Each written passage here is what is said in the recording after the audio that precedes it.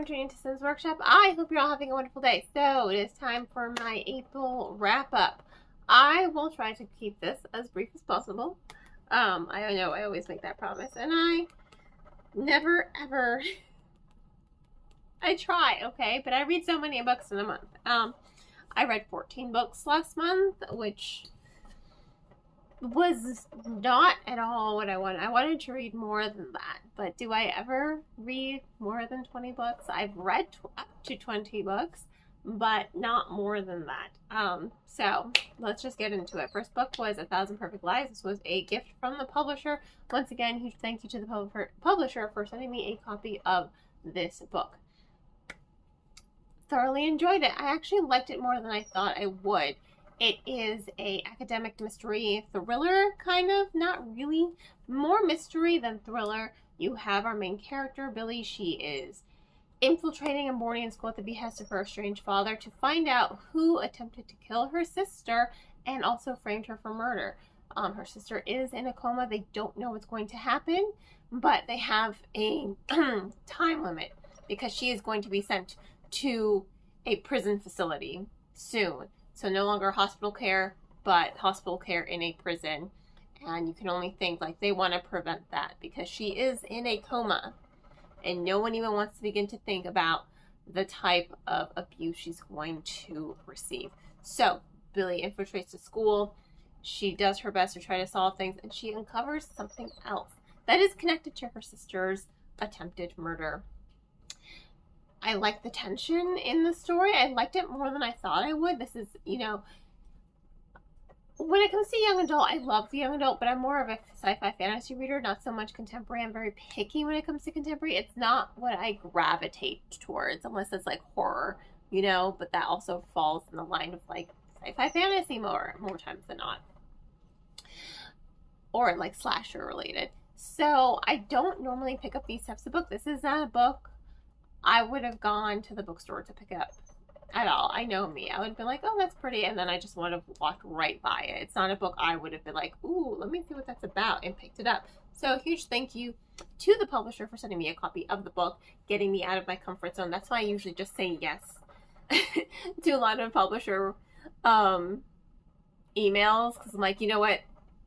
This is a way for me to step out of my comfort zone without like physically paying for it, and then when I do love it, I can still support the author with my reviews.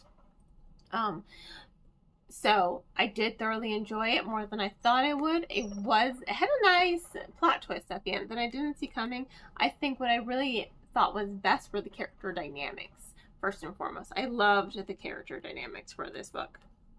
I followed that up with Between These Broken Hearts. Again, another one that I thoroughly enjoyed.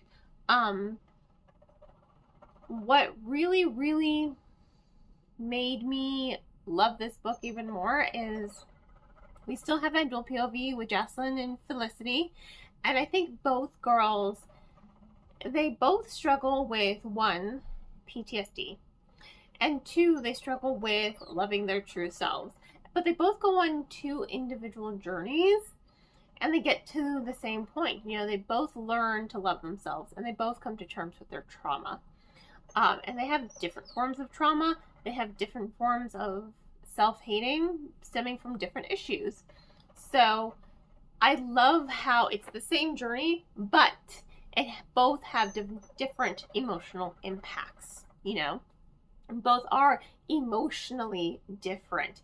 So same themes, but completely unique to each character. And I love the character growth first and foremost with this book, the character dynamics, and also you're working, and now this is another one where it's, you have a time limit. The thing has to get done. Like, you have until a certain day to, you know, make sure the bad guy fails. So there's a lot of rising tension. It is hooking. It's like bam, bam, bam, bam, bam, because you have that ticking time limit, right? You have to get it done by set time frame. And I love that about the book because it kept me engaged and it kept the tension running, and I thoroughly enjoyed it, and I love the character dynamics. I think this was a really good book to end this series honestly. You know, it really made everything come full circle. After that, I read The Poisons We Drink. Now, this was a arc sent to me from the publisher from a long time ago.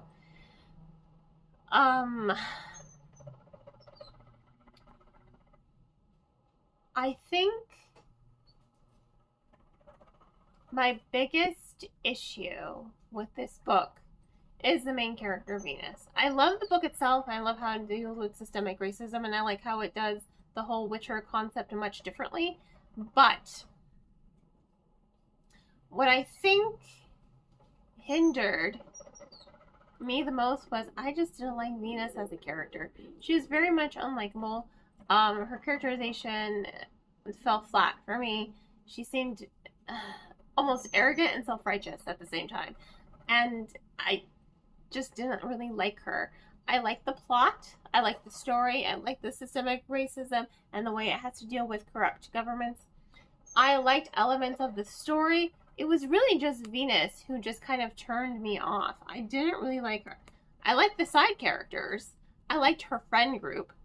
It was just her that I couldn't stand. And when I can't stand your main character, that is kind of a problem. Because it really creates this wall between me and the story, and me really losing myself in the story. I followed that up with The Verdant Cage. This is another arc sent to me from the publisher. Lots of arcs. I'm trying to get through all my arcs, okay? Thoroughly enjoyed this book. It has a slow start. It is a bit of a slow start, but it reminded me a lot of M. Night Shyamalan's The Village, and also The Grey Seer, which, by the way, is a very underhyped book in my opinion. Loved both of the elements, and I loved the plot twist. I thought the plot twist was really, really interesting. I liked the way the story developed. I do think Rose was a little unlikable at times. Admittedly, her and Griffin, I liked their kind of enemies to friends to lovers dynamic. So they were friends, childhood friends, turned enemies, turned not quite friends, but like alliances turned lovers, right? So I liked their growth and the dynamic for the story.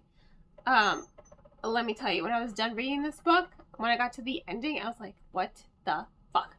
I instantly went on Google and I was like, there has to be a sequel to this book. There has to be a sequel to this book. Apparently there is going to be a sequel to this book, so I'm happy about that. I'm like, okay, great.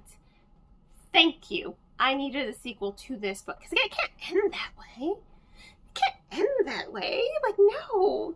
It wasn't a bad ending. It was just like a jaw-dropping kind of ending. So, you know, really looking forward to seeing what's going to happen next. I followed that up with 3 Shattered Souls. It's the final book in Mia Corlin's 5 Broken Blades series. I think what I love most about this is the progression of the story. Just the way the story has evolved. No one is safe. You never know which character is going to be safe. You never know who's going to die. So I think that was really, really well done. How it was structured and how the rising tension continued to build and how the plot was very much unpredictable. I didn't know what was going to happen next, you know, and I read a lot. But I didn't know what was going to happen next. I didn't know the direction the story was going to take. It was bittersweet, the ending a little heartbreaking, but it was satisfying, you know? I was like, you know what? This works. This does seem like the natural progression the story should have taken. This does seem like the natural ending of the story. Like, it makes sense to end it the way she did, given how she has built the previous 2 novels, Mia Corland. So I thoroughly enjoyed the book. I thought the rising tension was really, really well done. I think her writing style is very accessible as well. I know a lot of people say like, oh, it seems like very much young adult writing. So what if it does? I didn't personally feel that. But again, there is also no shame in that either. I think her writing style is accessible. You know, that's what I think it is.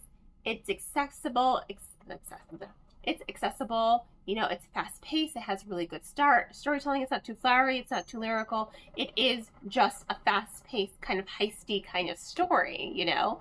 So I think the writing style is really, really strong and really, really well done. And I love the character dynamics. I love how the characters have grown. I love how they have evolved since book one. And I like the found family unit that the characters have formed with one another. I followed that up with a Sea of Unspoken Thing. I think what I like most about Adrienne Young is her atmosphere. I love the atmosphere for storytelling, especially when it comes to her magical realism fiction books. You know, and I think I like her fiction more than her sci-fi fantasy, which is saying a lot because I do like her fantasy books. I just read Fallen City the previous month for my book club. Thoroughly enjoyed it, but I think I like her fiction books a little bit more because she lends more atmosphere when she's telling the story. And the atmosphere is very similar, you know, Spells for Forgetting, The Making of June Farrow, and Sea of Unspoken Things. I can see the similarities in the atmosphere, but each story is very much haunting. You know, it has this haunting tone to it. And the same can be said for Sea of Unspoken Things. Your main character is back home after the death of her brother, and she's a little suspicious about the death of her brother, her twin brother. Reconnecting with old loves and reconnecting with the small town that she left, and mysterious disappearances, and there's something unsettling, and her brother is kind of haunting her. You know, her brother is haunting her because she doesn't think her brother died of natural causes, you know? She thinks something fishy happened, but she can't prove it, and she can't pinpoint why, you know? I loved the tension. I love that haunting atmosphere of the storytelling. I think she's really, really good at creating that haunting atmosphere with her storytelling. And they're short and they're sweet and they're hooking, they're addictive, her fiction books. So I think her writing style is stronger. I don't even think it's strong. It's different than her fantasy books. It really is different. It almost seems like she is two different people, but she's writing two different genres. But I love the haunting atmosphere that she has with her fiction books, especially this one in particular. You know, you have that haunting. She sees her dead brother's ghost. She hears him talking to her. So I like that. She thinks she's like just grieving and going a little crazy. But no, you as the reader, you kind of sense something is happening. And I like that unsettlingness that is in the tone. For my friend's book club, we read A Lady for a Duke by Alexis Hall. I love this book. It's beautiful. Absolutely beautiful. Follows a trans woman who, when she is presumed dead in battle, she takes on, you know, her true identity as a woman, and she goes and she lives with her beautiful, loving, and accepting brother and his wife. And then she reconnects with her old best friend who is still suffering PTSD from the war. It's beautiful. It's beautiful. And I don't really say that about a lot of romance books, but it was beautiful because it's not just, romance plays a huge part in the book. Don't get me wrong. Romance is like a core aspect of this book, but it's also about this trans woman and her finding her place and her reconnecting with her old friend, her best friend, and their whole romance, and how, honestly, the funniest part is he is more mad that she faked her death and didn't come find him. He is more mad at that than the fact that, you know, she is now a she. And I love that. I thought that was actually kind of beautiful. I'm like, you're more mad that they kind of abandon you over everything else. And I think that that's the sweetest thing in the world. You get to see their beautiful, loving romance. You get to see the acceptance and the things that she has to struggle with at being a trans woman in this, you know, time period. So it really was a beautiful story. I thoroughly enjoyed it. Again, this is a book I wouldn't normally have read, but I wholeheartedly support my Bestie Jeff's book club pick, because these are books that have like a lot of heart and soul to them, and this one really was beautiful in my personal opinion. Absolutely loved it. For the book club I host, the Fantasy Fanatics book club, we read Leviathan Wakes, and oh my god, I'm so mad it took me so long to read this book. So good. Yes, I watched the first season of The Expanse years ago when it first aired. So that was still in the back of my mind, but I loved this book. I will say it was a little slow to start. It was a little slow to start. I will admit that. However, it was still a phenomenal book. I loved the little horror, like Dead Space kind of aspect to it, the little horror aspect that's in the book. I love the noir aspect with the story as well. I think it was just so well written. I love the dual POV. I loved the rising tension. And you know what? It was okay for me that it was slow, because you knew it was building to something. You know, the story was building to something, so it made sense. It was so well done. I can't wait to finish reading the whole series. I'm so glad the publisher seems to be finishing, you know, books 4, 5, and 6 are finally going to get collector's editions, so I can maybe have a matching set. I was getting worried for a while. I really was getting worried, because I have the collector's editions of the first 3, you know, Leviathan Wakes, that bright pink, which is like not my color, but it's like bright pink. So, you know, it really was a good book. I'm excited to see what's going to happen next. I haven't watched the rest of The Expanse, okay? I haven't seen the rest of the series. So I want to. I probably will. Hopefully make time for it. We'll see. I'm rewatching Psych right now. But honestly, such a good book. I'm so mad it took me so long to read it. Now, for my personal book club, we read Agnes Aubert's Mystical Cat Shelter. 5 stars. No notes. It's perfect. It's so cozy. This is a book I probably could have read in a day, because I really just wanted to curl up on a couch and do nothing but read it. It's cozy. It's got cats. You know, you have the grumpy Sunshine who like lives in chaos, and then you have her, and she's, you know, still kind of like a grieving widow, and she finds everything needs to be in order. She's always making lists in her head. So I love how they're like opposites attract. And I thought it was such a beautiful, fun story. Honestly, it was fun.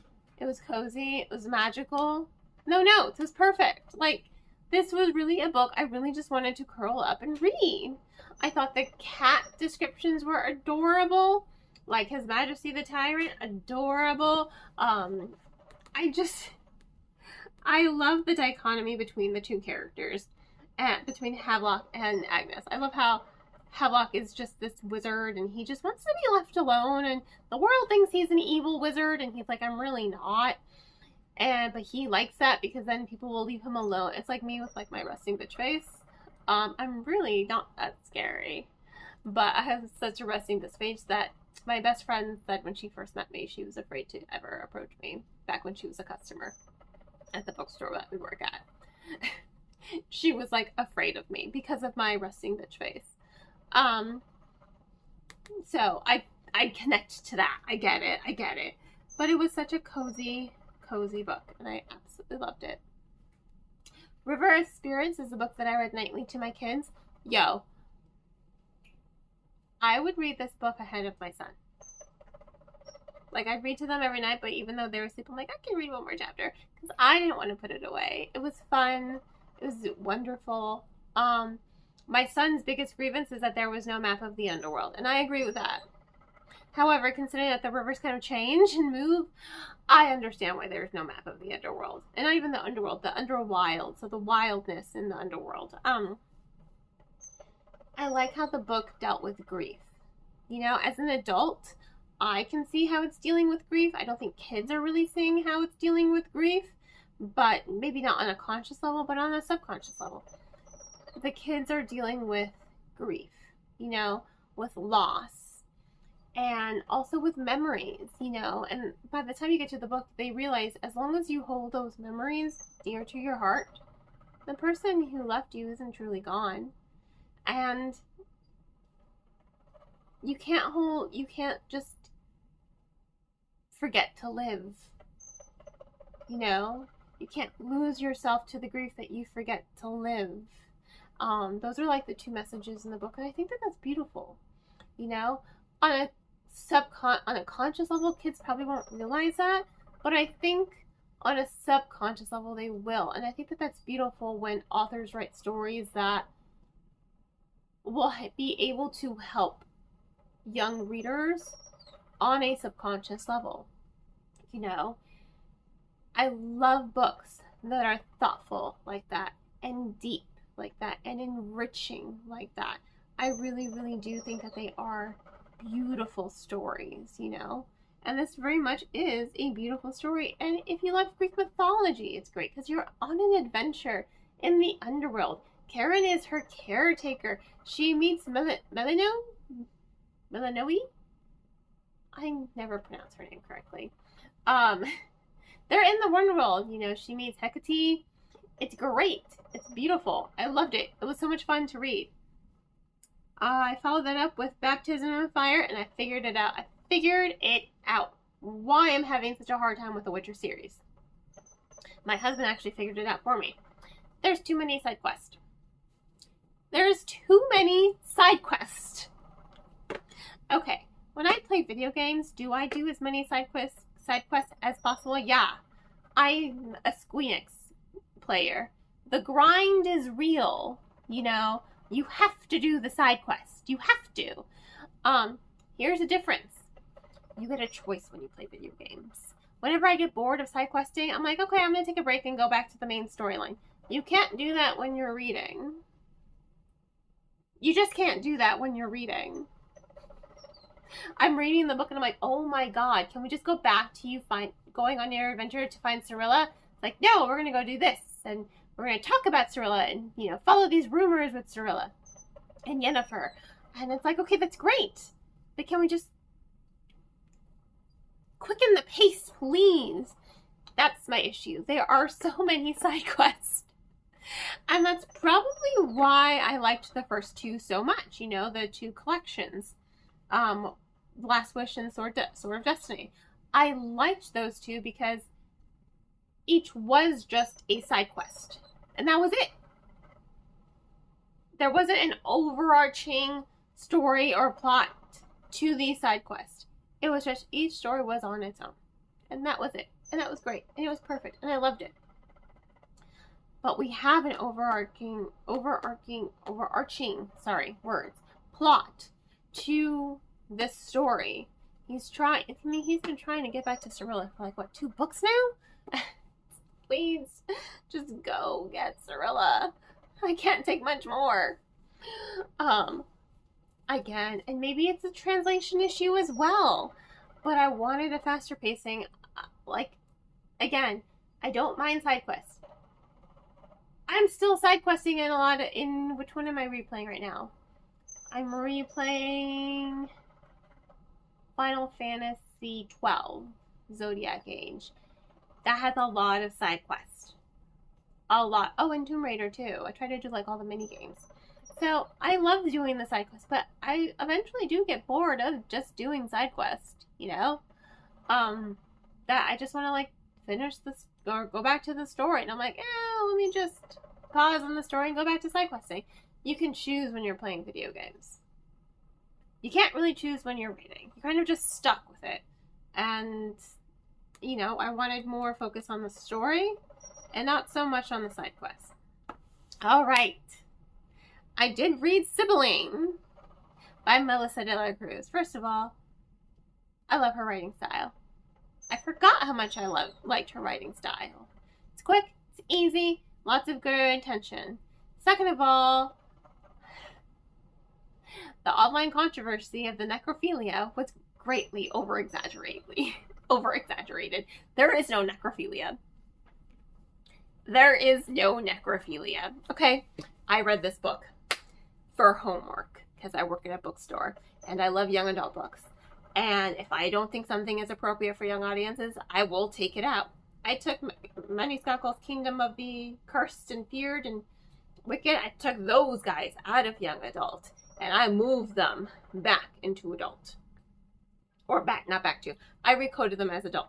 They're still coded as young adult. There's an orgy in book 2, and then she gives him a blowjob in book 3, and it's very vivid that he's coming in her mouth. Okay? Those are reasons why I took those books out of young adult. Okay? This book, I was wholly expecting to be uncomfortable in reading it. I was not. First of all, I am a sexual assault survivor, you know? So I do expect it. I did very much expect to get the ick when I was reading this book. I very much went into this book thinking, okay, I'm going to make sure I'm going to read it. I fully expect it to be uncomfortable, and I fully expected to call out Good Morning America for having the audacity to market this book as their young adult book club pick. First of all, no, it did not give me the ick. It did not make me uncomfortable. I reread the scene 3 times to understand what I was reading and to try to understand where everyone was trying to get the necrophilia from. He is dead in the previous chapter, okay? I will say that. He is dead. His 2 friends find him dead, and they're kind of like kissing him and be like, you know, in movies, when you find your loved one, you're like, no, no, no, you can't be dead, you can't be dead. They're like sobbing. They're like, no, no, trying to slap his face, kiss him, like, he's dead, right? The one guy is just like, I think I can bring him back. He's like, but I need your help. He kisses her. Mind you, they were a couple of chapters ahead. They were like making out. So he kisses her with her consent to siphon her life force. And she's like, yes, because they really are. It is a true love triangle. Because the dead guy, at 2 points in the book, early on, he made out with her and he made out with him. And he initiated them, okay? So, he's in love with both of them. You know, it's very much a true love triangle between these 3 characters. So, a threesome was incredibly predictable. Like, I saw that coming a mile away, right? He siphons the life force from her, kisses dead guy, and it's literally a kiss of life. That's it. Chapter with the dead guy. Wakes up. He's alive. He thinks he's dreaming, okay? He thinks he's dreaming when he sees the 2 people he loves. He thinks he's dreaming, and he's like, I will say, this is where it's a gray area, and it is questionable. They do make moves on him first, but he responds in earnest, which is why it's a gray area, you know? Do they make a move on him first? Yes. However, he thinks he's having like an erotic dream where he's like, oh my God, yes, my dream come true. So it's like, it's really hard to say it's non-consensual when he does become an active person. He is active. He is actively participating. So, okay. Little graphic detail. So, they undress themselves first, and then they undress him. And that's, you know, really the gray area there. Because he is alive. He's not dead. They realize, oh, yay, he's alive. Yay, right? Okay. And she puts her nipple near his mouth, and he takes it into his mouth. He consciously, again, he thinks he's dreaming. He thinks he takes, you know, her in his mouth. Very much aware of it. And then the guy is blowing him. So he's thinking he's having a euphoric erotic dream. Like, to him, in his mind, it's like this is a dream come true for him, right? And then the girl lays on her back, and our previously dead guy, he's the one, he gets on top of her, and then he starts, you know, making love to her. And that's when he realizes, oh shit, I'm not dreaming. This is happening. And you can tell by the tone, like, he's so fucking happy it's happening. So the three-way was consensual. It was not necrophilia. It was not it's not unconsensual. I would say consider it, and it's literally, it starts at the bottom of the page and then it ends at the top of the page. So it's really just 3/4 of a page of a sex scene. And that's it in the entire book. The entire book. So I don't know where they got the necrophilia from. I kept hearing online, it's a 3-way with a corpse.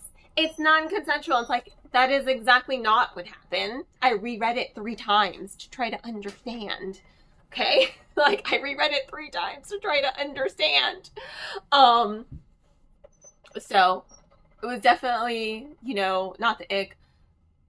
There are young adult books that are slightly more graphic, that have more sex scenes in them. I mean, again, audiences are mature and younger and younger. I do think that maybe it shouldn't be young adult. It's more new adult, if anything. So I would say the youngest would be 16. I would not go lower than 16. That would be the youngest that I would put it at. 16 and over is where I would think that this book is acceptable, right? Kids see worse than this scene on TV nowadays. They see worse in movies. I mean, they see worse online, honestly. So it really wasn't that bad. It wasn't even hugely grotesque or explicit. It was just 3/4 of a page. And he is alive. And he is an active participant. And he is enjoying himself. And yeah, okay. I'm just going to stop there. It was not necrophilia. I just want to stress that. Because that's what's been going on online. It's necrophilia. It's not. It's not. Alright. I followed that up with The Last Starborn Seer. I liked this book. I didn't love it as much as I thought I was going to love it. I think I set my expectations really, really too high for this book based on the cover art. But I did really enjoy it, and I still am excited for the second book. I do want to say, for Leilani, is that how you pronounce her name? Yeah, Leilani. There's a lot of epic world building in this book. There is kind of a love triangle, but not like a true love triangle. It's he likes her, she likes him, he likes her. So it's like a L. It's an L, I guess. And I do think there's not a whole lot of romance. There is a romance subplot to it. It's very minimal though. So I don't know why it's called like a romantasy. The romance aspect to it is very much, it's there, but it's not the core of the story at all. It's this epic fantasy aspect of the story that is core. And it's very much character driven. You're following Leilani, and for most of her life she's been abused emotionally, mentally, because she is a Starborn Seer, and everyone blames anyone who has been branded as a star or as any type of magical being as, you know, a bane or cursed, right? Well, she has to go on this epic journey to try to save the world, and maybe that'll redeem her and make her love herself because she hates herself, right? She goes on this journey. She does learn to kind of love her magic in a way. But as her character develops, she tends to become unlikable. It's understandable though. You know, she's kind of put in a lot of tough decisions, and while I do think that she could have made better decisions in those tough situations, I understand why she made those decisions, because she was told, like, you can't do this, like, you have to keep everything a secret. And you do see her internally battle it. She's like, I don't want to keep secrets from these people. These new people are my friends. She's like, they're the only friends I've ever really had. You know? So she doesn't want to keep the secrets. But they keep telling her, like, no, for the plan to work, you have to keep the secret. And they have valid points. But it's a whole trust thing, you know? And they keep feeling betrayed that she doesn't trust them enough, but you understand why. So it makes sense a little bit, but you know, it was a little frustrating because I would have liked her character development to come without the... It made sense though. You know, that's this part that I struggle with. Like, it made sense for her character to go on this journey for this specific reason, but it was just a little hard to continue to find her a likable character. I did not think she was always likable, and that's my biggest problem with this book. I understood her. I got where she was coming from. They kept putting her in tough situations, and I think she should have made better judgments, right? But I understand why she didn't make those judgments. Again, she has spent her whole life being manipulated and abused and just taught to hate herself, and pretty much in prison, you know, in her own home. So I get it. Like, I understand it. She definitely has a whole lot of character growth and a whole lot of character development that she needs to go through, hopefully in the second book. I am still excited to read the rest of the series, let me tell you. I think the world building and the magic system was really, really interesting, and I love the side characters, you know? I don't know how she's going to redeem what she did, though, at the end of this book, because it was really selfish, and she broke a promise. She was kind of a bitch for that, and I'm just like, oh, you did not fucking do that. I get why she did it, but it's like, you fucking made a promise. Why'd you fucking do that? Again, she keeps getting put in tough situations. Not all of them are forgivable for her actions, especially that last one. It was not really forgivable.